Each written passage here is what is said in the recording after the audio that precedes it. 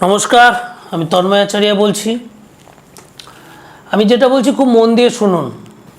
বাড়ি থেকে বেরোনোর সময় বেরিয়ে যাচ্ছেন বা যাওয়া বাইরে কাজে, যে কোনো কাজে যাচ্ছেন, সে কাজে গিয়ে আপনি দেখছেন যে কাজের সঠিক সুফল পাচ্ছেন না, বিভিন্ন বাধা আসছে।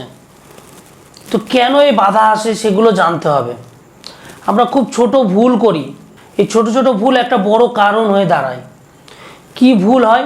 প্রথম ভুল, আমরা বাড়ি থেকে বেরিয়ে আমরা বিভিন্ন জায়গায় অর্থ দান করে দিই। তো আমি বলছি, কোনো শুভ কাজে, যে কোনো কাজে যাওয়ার আগে কোথাও কোনো অর্থ দান করবেন না। যদি কেউ আপনার হাত পেতে আপনার কাছে অর্থ নেয়, তাকেও দেবেন না। বা কোনো প্রণামী বাক্স আপনাকে অর্থ দেওয়ার দরকার নেই।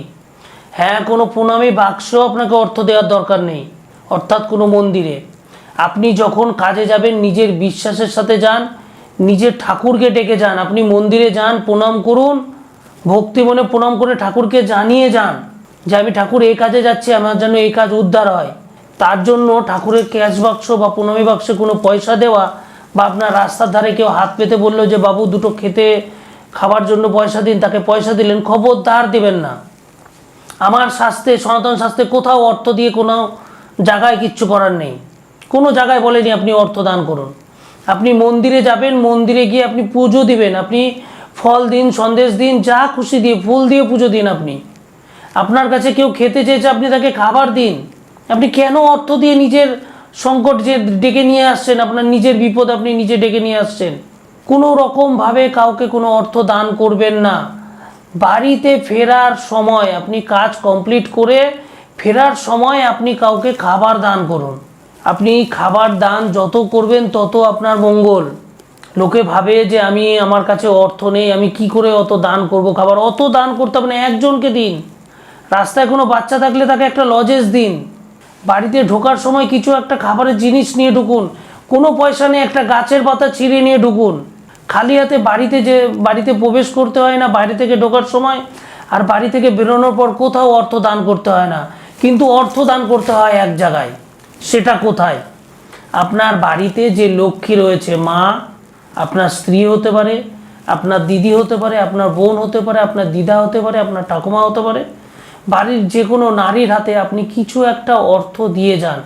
দেখবেন আমাদের ছোট থেকে আমরা দেখে এসেছি, বাবা কাকারা বেরোনোর সময় সংসার খরচ দিয়ে তারপরে বাড়ি থেকে বেরোতো।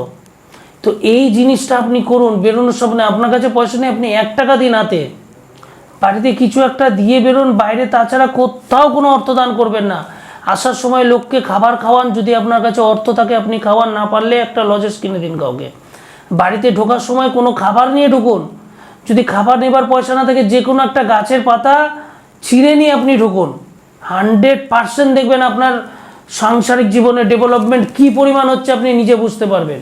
শুধু আপনি করে দেখুন। শুনতে অবাক হলেও এটা সত্যি। আপনার সংসার আপনিই নষ্ট করছেন, আর আপনার সংসারকে বড় করছেন আপনি। তো আপনি আপনার সংসারকে নষ্ট করবেন না সংসারে উন্নতি আরও বাড়াবেন? হাত আপনার, দায়িত্ব আপনার। আমি শুধু উপদেশটা দিয়ে দিলাম, করলে ভালো থাকবেন।